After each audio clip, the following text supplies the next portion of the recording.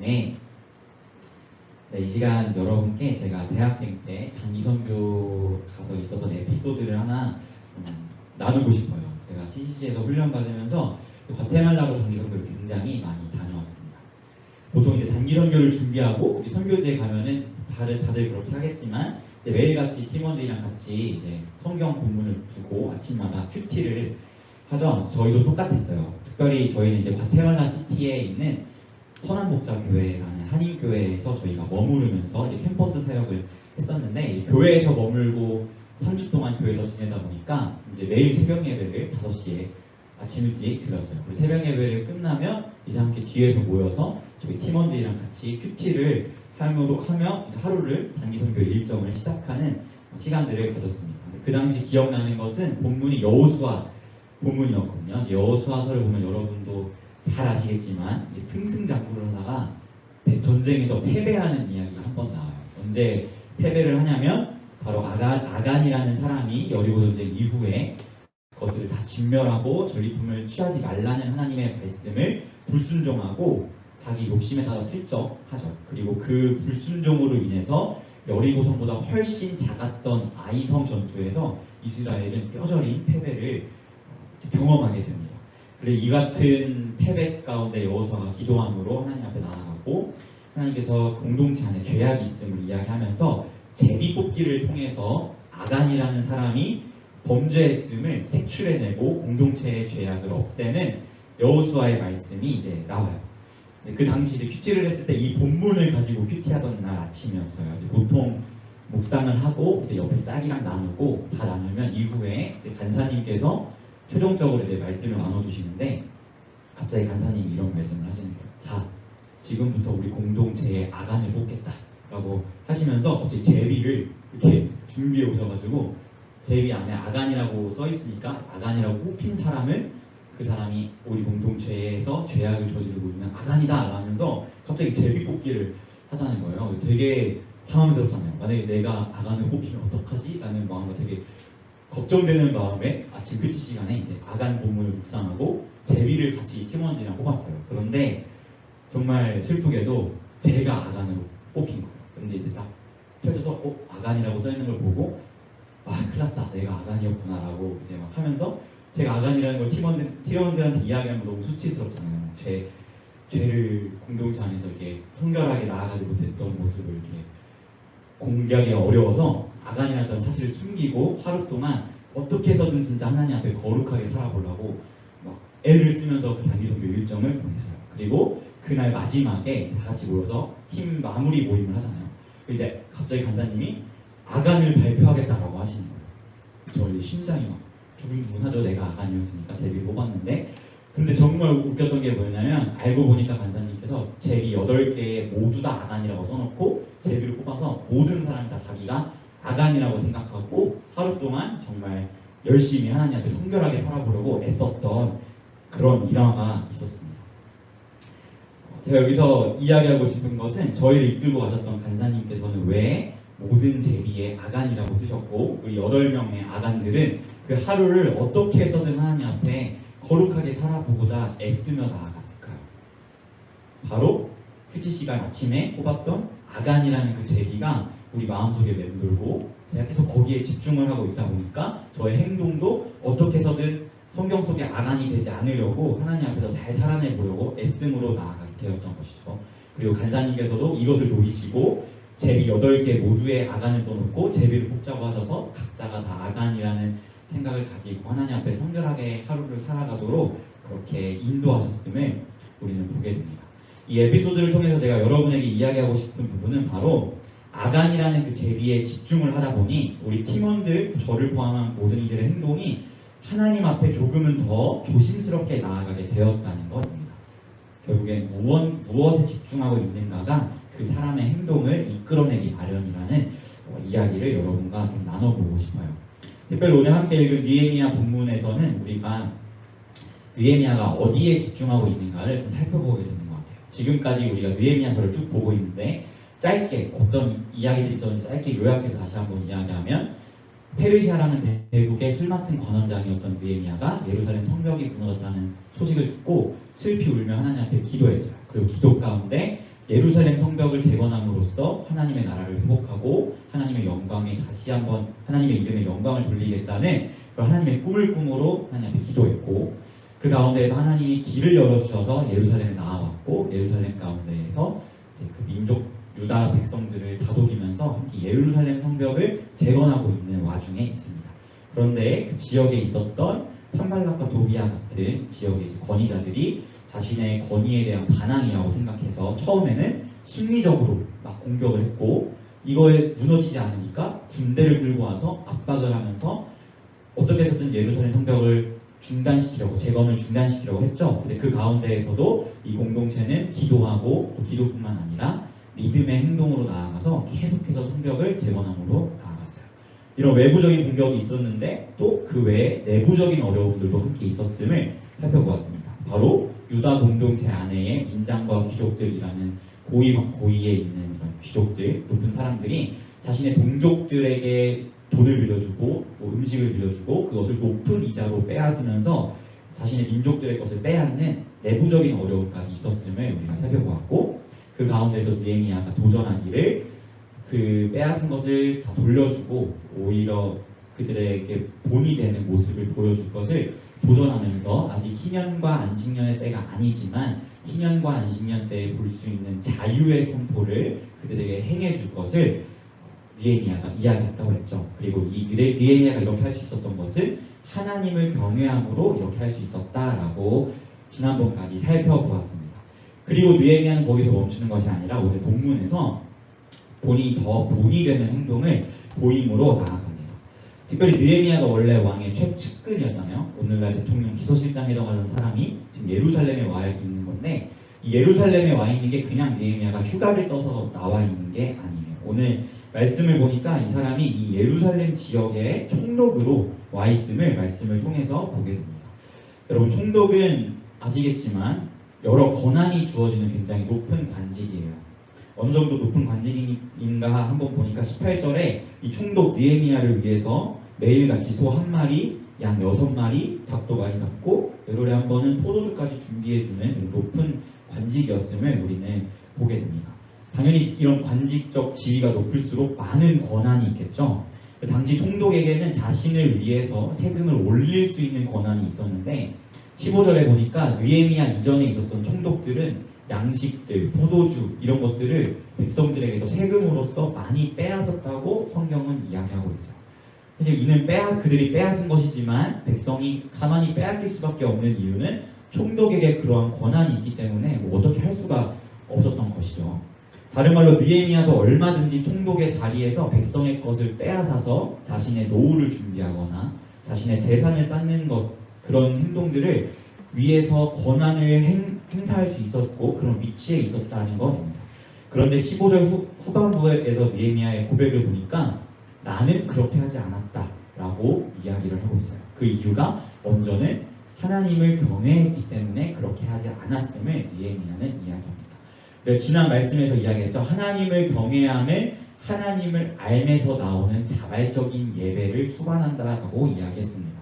느헤미야는 하나님이 누구이신지 잘 알았기 때문에 희년의 때, 안식년의 때에 볼 수 있는 자유의 선포를 그 귀족과 민장들에게 도전했고, 그것을 넘어서 자신도 사회적 지위를 이용하지 아니하고 백성들의 것을 빼앗지 않는 모범을 보였음을 말씀을 통해서 보게 됩니다. 그리고 심지어 그는 14절에서 보니까 아닥사스다왕 20년부터 아닥사스다왕 32년까지 예루살렘 총독으로 지냈어요. 12년 동안 총독으로 지냈는데 그 총독의 생활 가운데에서 단 한 번도 총독으로서의 녹을 받지 않았다라고 이야기합니다. 이것을 세번역 성경으로 보면 총독으로서의 따라오는 혜택들을 받지 않았다라고 세번역 성경은 이야기하고 있어요. 그리고 느헤미야가 총독으로서의 녹이나 혜택들, 권한들을 사용하지 않으면 먼저 하나님을 경외했고, 그리고 17, 18절에서 이야기하듯이 이미 자신을 위해서 자신의 식탁에 150명 정도의 사람들이 매일 함께 식사를 해야 하는 위치에 있었기 때문에 이미 소와 양과 닭, 포도주 이런 것들을 많이 매일같이 느헤미야를 위해서 잡아줬기 때문에 그것만으로도 충분히 백성들에게 고통이 되고 어려움이 되니까 자신은 이 혜택들을 누리지 않겠다라고 성경에서 느헤미야가 이야기하고 있음을 보게 됩니다. 오늘 말씀에서 보듯이 하나님을 경외하고 또한 백성을 생각했기 때문에 이러한 본이 되는 리더십을 보여주었던 느헤미야였는데요. 이와 더불어서 느헤미야가 총독으로서의 권한과 혜택들을 누리지 않음에 대한 이유를 특별히 16절에서 우리는 찾아내게 되는 것 같아요. 15절, 16절은 의도적으로 느헤미야와 느헤미야 이전의 총독들의 이 모습을 비교적으로 보여주고 있거든요.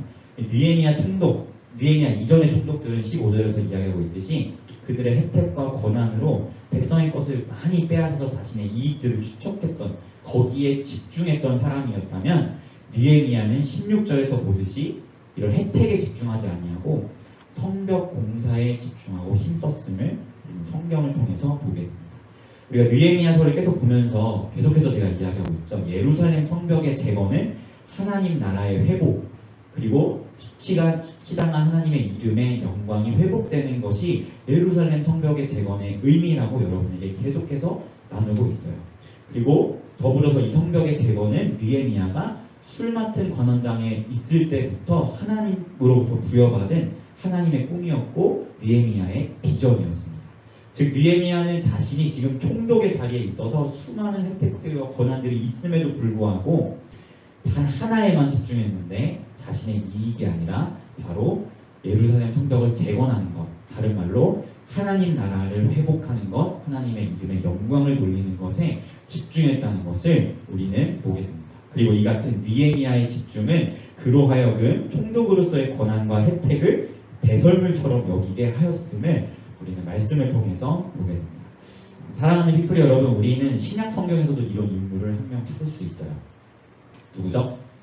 바로 바울 사도가 그러한 사람이었습니다. 사도 바울은 빌립보서에서 이렇게 고백해요. 제가 한번 읽어드릴게요. 빌립보서 3장 8절을 보면 또 모든 것을 해로 여김은 내 주 예수를 아는 지식이 가장 고상하기 때문이라. 내가 그를 위하여 모든 것을 잃어버리고 배설물로 여김은 그리스도를 얻고라고 바울 사도가 이야기하고 있어요. 사도 바울도 예수님을 알므로, 느헤미야도 하나님을 알므로 자신의 모든 것을 해로 여기고 오직 하나님과 그분의 마음이 있는 곳에만 집중함으로 그들의 삶을 펼쳐가고 삶의 이야기들을 써갔다는 것을 우리는 성경을 통해서 볼 수 있는 것이죠. 저는 우리 사랑하는 피플이가 이 느헤미야 그리고 사도 바울과 같은 주님의 신실한 제자들이 되었으면 좋겠습니다. 세상의 가치, 세상의 기준에 집중하여서 우리에게 주어진 본분과 사명을 망각하며 살아가는 것이 아니라 여러분이 어떤 자리에 있든 하나님이 여러분을 어떤 자리에 세우든 여러분에게 부어주신 그 하나님의 꿈, 여러분의 비전, 그리고 하나님의 나라, 하나님의 영광에 집중하면서 여러분이 그것을 향해 힘써 나아가는 진정한 주님의 제자가 되었으면 좋겠습니다. 저 전도사로서 저도 이렇게 여러분에게 도전하고 이야기를 하지만 진짜 부끄러운 것은 저도 하나님 외에 굉장히 많은 것을 저희 집중을 빼앗기고 있음을 보게 됩니다. 얼마 전에 제 여자친구가 저에게 그런 말을 했어요. 오빠는 자존감이 되게 높은 것 같으면서도 특정 부분에 있어서 그렇지 않은 것 같아 라는 말을 했거든요. 그때 당시에 딱 그 말을 듣자마자 사실 전 표정으로는 아무렇지 않은 척했지만 제 마음에 되게 충격적이고 되게 크게 다가오는 말이었습니다. 제가 봐도 저는 되게 자존감이 높은 사람이거든요. 근데 저도 느껴요. 제가 자존감이 높지만 알 수 없는 특정한 부분에서 굉장히 좀 열등감과 자존감이 낮은 모습을 보이고 있다는 것을 저도 느끼거든요. 그것을 직면하고 싶지 않았는데 그 부분을 이제 제 여자친구가 콕 집어서 이야기를 한 거죠. 그것 때문에 이제 제가 약간 정신적인 띵 맞은 듯한 생각을 이제 가지게 되면서 계속해서 뭘까? 내가 도대체 뭐에 열등감이 있는 걸까? 라는 생각을 하는 와중에 이제 이번 주 설교 때문에 느헤미야 말씀을 보고 설교를 준비하면서 하나님의 말씀 앞에서 깨닫게 하신 바가 있었습니다. 그게 뭐였냐면 제가 자존감이 굉장히 높지만 그러지 못한 부분이 있었는데 그게 어떤 것이었냐면 사역자라는 저의 직업에 대해서 자랑스럽게 생각하지 못하고 한편에 되게 열등감 같은 게 있었다는 것을 좀 말씀 앞에서 비춰보게 되었어요. 그리고 자랑스럽지 못한 이유는 세상적으로 보았을 때 돈도 많이 없고 명예도 없고 권력도 없는 그런 직업이기 때문에 이게 내 스스로가 뭔가 세상의 기준으로 봤을 때 나를 되게 가치 없는 일을 하는 사람이라고 나도 모르게 그렇게 생각했구나. 말로는 하나님의 나라를 위한 일이라고 너무 가치 있는 일이라고 이야기를 하면서도 정작 저의 깊은 마음은 그러지 못했구나라는 것을 이 느헤미야 말씀을 통해서 좀 돌아보게 되었습니다. 결국 저는 사역자 전도사임에도 하나님의 나라보다 돈과 명예, 권력 이런 것들이 더 집중하고 있었다는 것이죠. 비록 세상에서의 가치는 굉장히 무가치한 삶으로 보이지만 가장 귀한 하나님의 나라를 위한 그 주의 복음을 위한 일을 하고 있는 저인데 그것에 집중하지 못했기 때문에 이와 같은 열등감과 좀 자존감이 낮은 부분들이 저희 직업적인 면에서 제 안에 자리 잡고 있었음을 말씀을 통해서 돌아보게 되는 시간이었습니다. 이것은 저뿐만 아니라 세상을 살아가다 보면 여러분도 느끼게 되는 동일한 마음이라고 저는 생각해요. 우리가 살다 보면 우리의 집중이 하나님께로 가기보다 세상의 가치와 세상의 것들에 많이 집중이 가고 그것으로 인해 나의 삶의 방향이 이끌려가는 듯한 모습을 우리는 되게 많이 보게 되는 것 같습니다. 그러나 우리가 꼭 기억했으면 좋겠는 것은 우리의 믿음의 선진들은 항상 하나님께 집중했고 하나님의 나라에 집중했으며 그분과 그분의 나라를 위해 살아갔다는 사실을 우리가 기억하며 나아가였으면 좋겠습니다. 그리고 이 모습을 우리 피플이가 정말 닮았으면 좋겠어요. 그리하여서 부르신 꿈의 현장에서 하나님의 나라를 위해 열심으로 살아가는 우리 피플이가 되었으면 좋겠습니다. 제가 아까 이야기했지만 우리 바울 사도도 모든 것을 예수를 아는 것으로부터 시작해서 모든 것을 해로 여기고 배설물로 여기고 오직 예수님께만 집중했다고 제가 이야기했었죠. 그 바울 사도가 고린도서 6장 9절에서 10절에 이렇게 이야기해요. 제가 한번 읽어드릴게요. 우리는 무명한 자 같으나 유명한 자요 죽은 자 같으나 보라 우리가 살아있고 징계를 받은 자 같으나 죽임당하지 아니하고 근심하는 자 같으나 항상 기뻐하고 가난한 자 같으나 많은 사람을 부욕해 하고 아무것도 없는 자 같으나 모든 것을 가진 자로다. 아멘. 바울 사도가 이렇게 이야기합니다. 여러분 우리 그리스도인들은 여러분은 세상에서는 무명할지 몰라요. 하지만 하늘에서는 하나님이 여러분의 이름을 기억하시고 여러분의 이름을 지명하여 부르신 유명한 자이고 세상에서는 죽은 자 같지만 우리에게는 부활이 약속된 살아있는 자이며 세상에서는 징계를 받는 자 같지만 우리는 그리스도 예수의 재림을 소망함으로 죽임을 당하지 아니하는 자이고 세상의 기준에서는 근심하는 자 같지만 우리에게는 구원의 기쁨이 있기에 날마다 기뻐하는 자이며 세상의 기준에서는 가난한 자 같지만 우리는 복음으로 많은 사람을 풍요롭게 하는 자들이고 세상에서는 아무것도 없는 자 같지만 우리에게는 예수 그리스도의 이름이 있는 모든 것을 가진 자라는 사실을 기억하였으면 좋겠습니다. 그리고 여러분이 세상의 가치에 집중할 때 우리는 이 말씀의 앞부분에 나오는 것처럼 세상에 집중하면 우리는 무명하고 죽은 자고 징계를 받는 자고 근심하는 자고 가난한 자고 아무것도 없는 자지만 우리가 하나님께 집중을 하면 유명한 자고 살아있는 자고 죽임을 당하지 아니하는 자고 항상 기뻐하는 자고 많은 사람을 부유하게 하는 자고 모든 것을 가진 사람이라는 사실을 기억하였으면 좋겠어요. 이 말씀이 우리의 삶에 실제로 다가오는 것은 내가 어디에 집중하고 있냐에 따라 달려 있습니다. 세상에 집중하면 앞부분에 나와 있는 그런 무가치해 보이는 삶의 가치들이 우리의 삶 가운데 느껴지는 것이고 우리가 하나님께 집중하면 하나님으로 말미암아 유명하고 살아있고 모든 것을 가진 이러한 그리스도인으로서의 풍요로운 삶을 누리게 된다는 사실을 우리가 기억함으로 나아가였으면 좋겠습니다. 세상이 아닌 오직 하나님께 집중하십시오. 그리고 그 하나님께 집중함으로 하나님의 나라를 세워가는 주님의 진정한 제자가 되십시오. 이러한 은혜가 우리 피플이 가운데 가득하여서 정말 느헤미야처럼 그리고 사도 바울처럼 어떠한 상황 가운데에서도 자신의 유익이나 만족을 따라가는 것이 아니라 오직 하나님과 하나님 나라를 위하여 살아가는 우리 피플이가 되기를 예수님의 이름으로 소망합니다. 아멘. 네, 우리 시간 함께 주님 마음 내게 주소서 하는 찬양을 같이 고백하며 나아가였으면 좋겠습니다. 우리 정말 하나님의 마음이 필요해요. 우리가 살아가는 이 세상이 너무나 우리를 유혹하고 거기에 가치가 많이 쏠릴 때가 있는데 그렇기 때문에 더더욱 하나님의 마음을 사모하면서 하나님만 바라볼 수 있도록 여러분과 함께 고백하겠습니다. 보소서 주님 나의 마음을 선한 것 하나 없습니다. 그러나 내 모든 것 주께 드립니다. 사랑으로 안으시고 날 새롭게 하소서. 보소서 주님 나의 마음에 선한 것이 하나도 없습니다. 선한 것 하나 없습니다.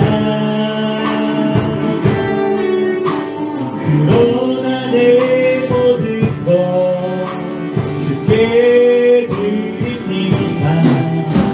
사랑으로 안으시고 날 새롭게 하소서. 주님 마음 내게 주소서. 내 아버지 주님 마음 내게 주소서. 나를 향하신 주님의 뜻이 이루어지도록 주님 마음 내게 주소서. 주님 마음 내게 주소서. 주님 마음 내게 주소서. 내 아버지 주님 마음 내게 주소서.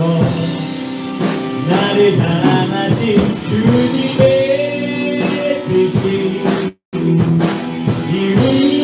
이루어지도록 주님 마음 내게 주소서.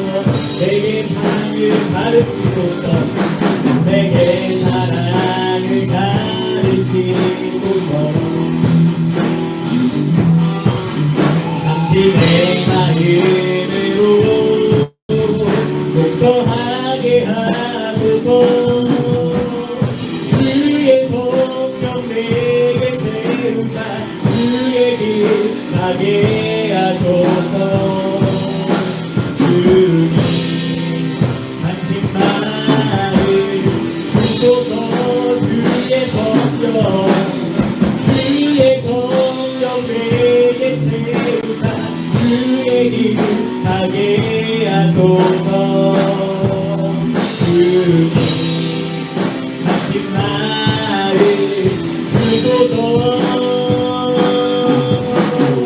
주님 마음 내게 주소서. 내 아버지 주님 마음 내게 주소서. 나를 향하신 주님의 뜻이 이루어지도록 주님 마음 내게 당신의 마음을 우리에게 주시옵소서. 주님 마음 내게 주소서. 내 아버지 주님 마음 내게 주소서. 나를 향하신 주님의 뜻이 이루어지도록 주님 마음 내게 주소서.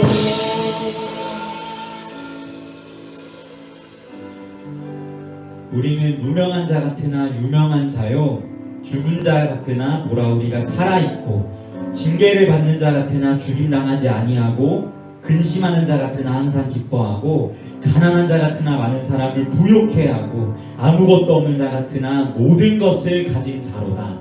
아멘.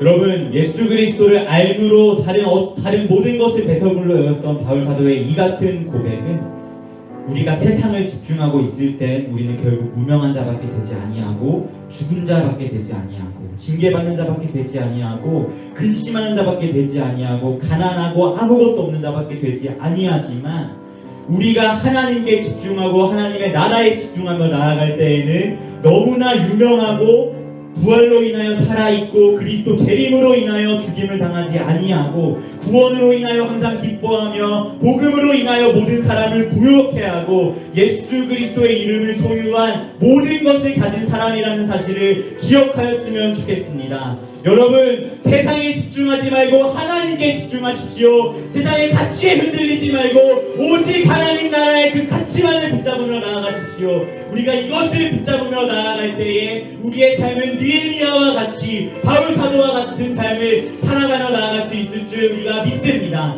시간 함께 하나님 앞에 기도하며 나아갈 때에 하나님, 그렇습니다. 제가 세상에 흔들렸고 세상의 가치에 집중하며 나아갔음을 돌아봅니다. 그러나 다시 한번 결단하기를 내가 오직 하나님 그리고 하나님의 나라에만 집중하며 정말 믿음의 삶을 살아가기를 소망하오니 나에게 주님의 마음을 주시옵시고 오직 하나님께만 집중하며 나아가는 내가 될 수 있도록 인도하달라고 함께 전심으로 결단하며 기도하며 나아가도록 하겠습니다. 기도하겠습니다. 아버지, 그렇습니다. 우리는 세상에 집중해야 하는 자들이 아니라 오직 하나님과 오직 하나님의 나라에만 집중하며 나아가야 하는 우리는 기억합니다. 우리는 분명히 유명한 자요 죽은 자한테 살아있고 하나님과 같은 나라의 사랑을 풍요롭게 하며 불신한 자 같으나 기뻐하는 자이고 아무것도 없는 자 같으나 모든 것을 가진 사람들임을 기억합니다. 하나님이 우리의 이름을 기억하신 하늘에서 유명한 자이고 모든 기쁨으로 인하여 날마다 기뻐하는 자들이고 예수 그리스도의 재림으로 인하여 죽임당하지 아니하고 복음으로 인하여 많은 사람들을 부끄럽게 하고 예수 그리스도의 이름이라는 모든 것을 소리하는 자들입니다. 아버지의 말씀을 위해 사는 실제로 다가오는 것을 우리가 어디에 집중하나에 따라 있음을 기억합니다. 우리는 세상에 집중하고 있다면 우리는 결국 불명하고 불심하고 가난하고 노약하고 아무것도 없는 자밖에 되지 않습니다. 우리가 하나님께 집중하며 나아갈 때에는 우리가 유명하고 모든 것을 가졌고 기뻐하고 죽임당하지 아니하고 살아있는 자들이라는 사실을 우리가 기억하자 합니다. 하나님, 다른 어떤 것을 집중하지 아니하게 하소서. 오직 하나님께 집중하게 하여 주시옵소서. 오직 하나님 나라에 같이하며 붙잡고 나가게 하여 주시옵소서. 그래야 우리 기쁨의 삶이 정말 느헤미야처럼 정말 바울처럼 우리 인생의 현장 가운데에서 정말 하나님의 나라만을 위하여 나아가게 하시고 느헤미야가 총독으로서의 권한을 만났고 이룰 수 있는 혜택들이 많았지만 거기에 집중하여 이끌어 주시는 것 같은 생각이 듭니다. 오직 성벽을 제거하는 것, 성벽을 제거함으로써 하나님 나라를 회복하고 하나님의 이름을 영광을 돌리며 자신에게 부정을 부어주신 그 하나님의 꿈을 찾아가는 것을 집중하며 나아가는 것처럼 우리 기쁨의 신도 하나님의 부르심을 받게 하시고 하나님의 이름을 집중하게 하시고 하나님의 나라에 집중하며 나아갈 수 있는 우리 기쁨의 삶이 될 수 있도록 주님 도와주시옵소서. 아버지, 우리의 마음을 보시옵소서. 우리의 마음에 선한 것이 하나도 없습니다.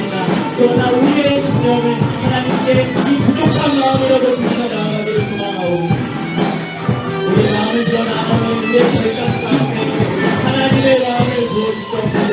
하나님의 마음으로 살아가게 하시며 하나님의 마음을 붙잡고 나아갈 수 있는 우리는 조심할 수 있도록 인도하여 주시옵소서.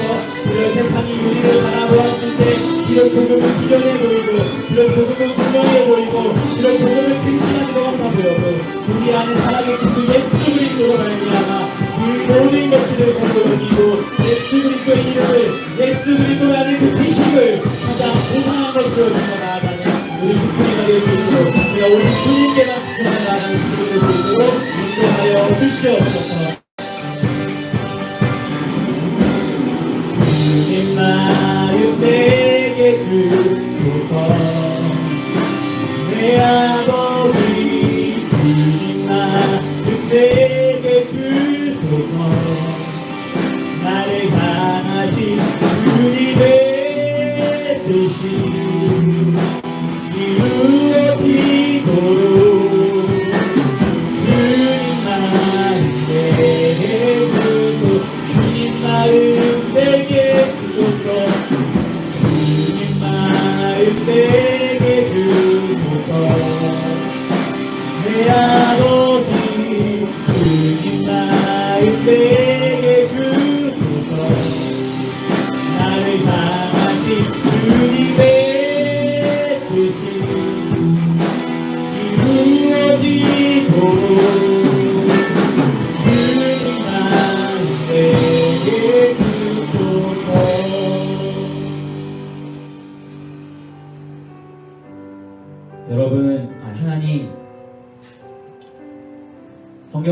우리에게 제시해 주신 하나님의 신실하였던 주님의 제자들의 모습을 통하여 우리가 이 험난한 세상을 살아갈 때 어떻게 살아가야 하는지를 다시 한번 돌아보게 됩니다. 주님의 신실한 제자였던 느헤미야와 바울 사도는 하나님을 알므로 예수 그리스도를 알므로 다른 모든 것을 해로 여기고 오직 그리스도 예수에게만, 오직 하나님에게만, 하나님 나라에만 집중하며 나아갔던 그 모습을 우리가 닮으며 나아가기를 소망합니다.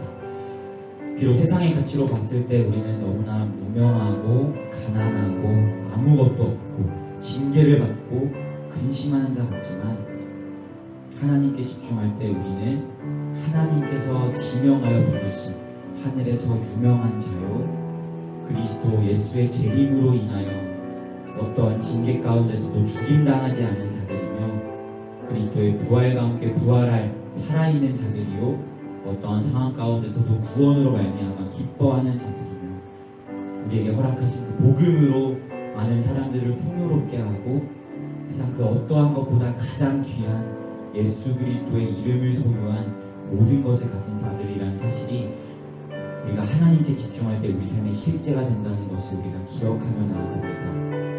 하나님, 우리의 마음이 세상을 바라보지 아니하게 하시고 오직 하나님께만 바라보게 하시며, 세상의 가치에 휘둘리지 아니하게 하시고 오직 하나님 나라의 가치에만 붙들리게 하시고, 그대 우리를 부르신 삶의 현장이 어디인지는 각자가 다 다르겠지만 그 부르신 삶의 현장 가운데에서, 학교에서, 직장에서, 가정에서, 교회에서, 또 앞으로 나아가게 될 삶의 모든 영역 가운데에서 오직 하나님만을 바라고 하나님만을 집중하며 그 가운데에서 느헤미야와 같이 하나님의 나라를 온전하게 세워가는 우리 피프리가 될 수 있도록 주님 인도하여 주시옵소서. 그리하여 우리 피프리 가운데, 우리 피프리를 통하여 하나님의 이름이 영광 받으시고 하나님의 나라가 세워져 가며 하나님의 이름이 세상 열방 가운데 증거되는 은혜가 있기를 소망합니다. 이 은혜를 우리에게 허락하여 주시옵소서. 감사드리며 예수님의 이름으로 기도합니다.